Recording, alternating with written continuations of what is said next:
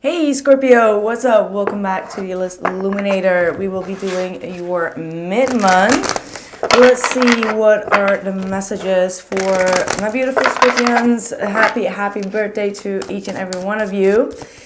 Let's see. All right, starting off with the Four of Cups. The Tower. Whoa. That's like a huge disappointment that you have been going through in the recent past. But we do have the Empress. This disappointment truly made you realize that you need to make decisions for yourself. I get the feeling that you may have put some type of responsibility on someone else, or you may have been putting in way too much energy into someone else, and now you're coming to the realization like, hey, I need to choose for myself. I need to do some self-love and self-care and self-healing. This situation, even though it was like a huge disappointment in your life, it has made you come closer with your higher self and show yourself more dignity, show yourself more self-respect, and grow out of the situation. The way that you coming out of this huge revelation that has been taking place here with the Tower is that you are fully embracing your feminine energy, and you're taking on way more responsibility to make yourself happy and not put your happiness into someone else's hands. All right, so I do see that you have been gaining way more value through the situation, even though it initially looked like a big disappointment to you. Right, let's see. We have the Seven of Cups.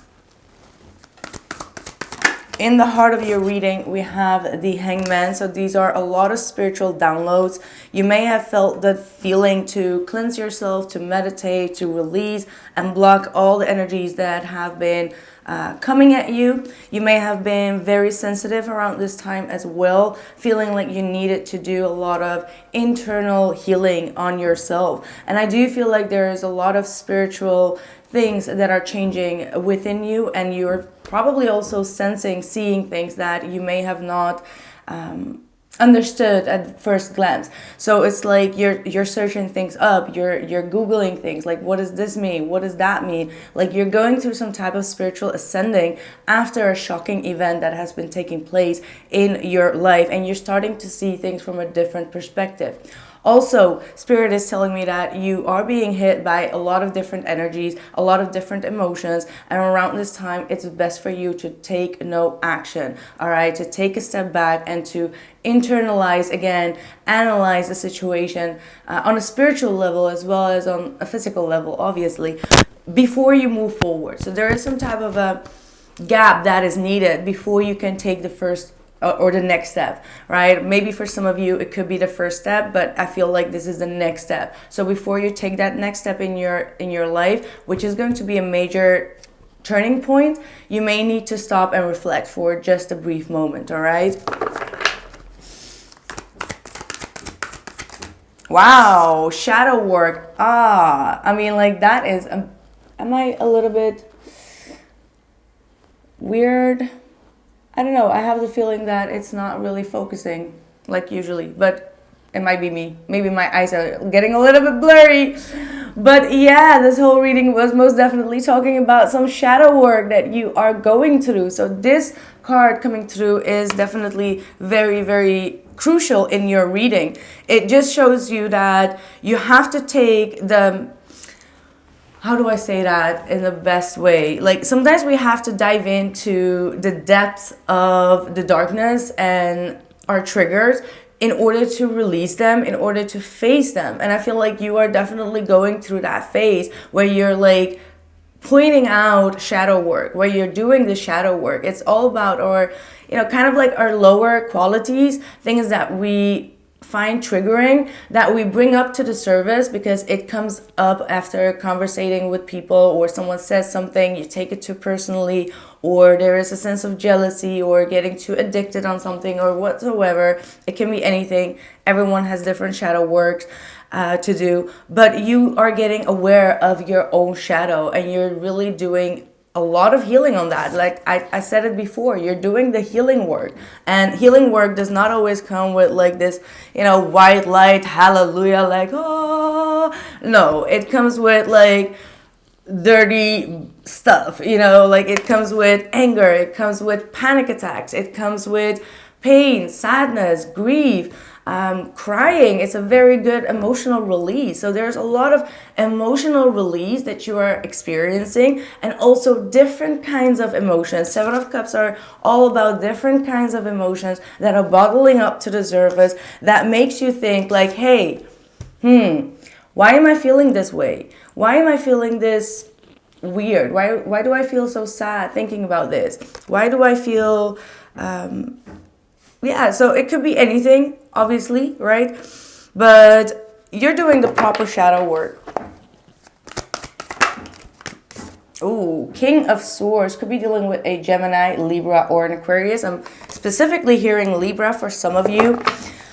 But this could also be your energy, where you're gonna come out of this shadow work with so much clarity, with so much focus, and it really internalized and analyzed the situation properly. And after you've done this, you are going to be communicating all of this to a specific person, or perhaps you're going to be cutting out a lot of BS. You're going to be very straightforward, as in like, you know what, this is how I feel, this is what I want to do. You either accept it or you don't.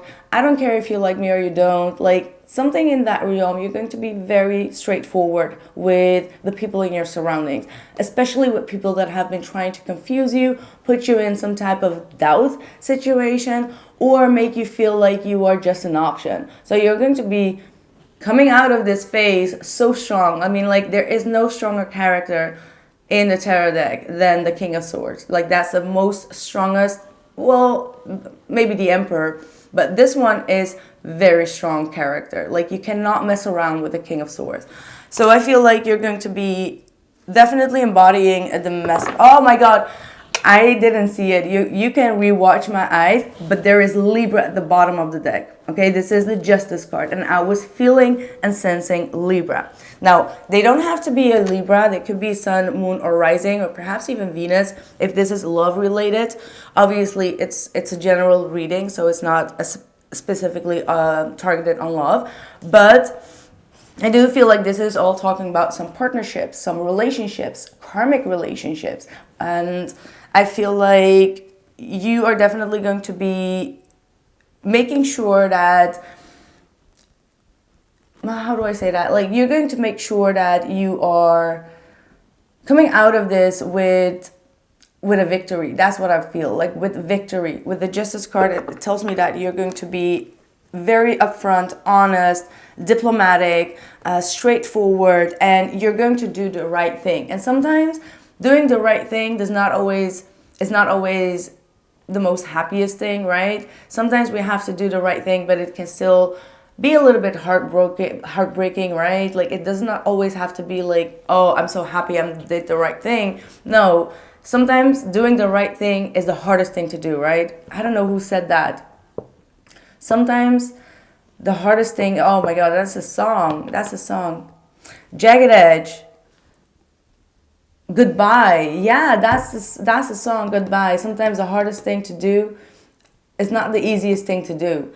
That's how he starts the song. Oh my God, how did that song just come up? So that song talks about a goodbye. So I don't know if that is related to your energy. It's like, just let me know. Let me know in the comments below if you have felt that way.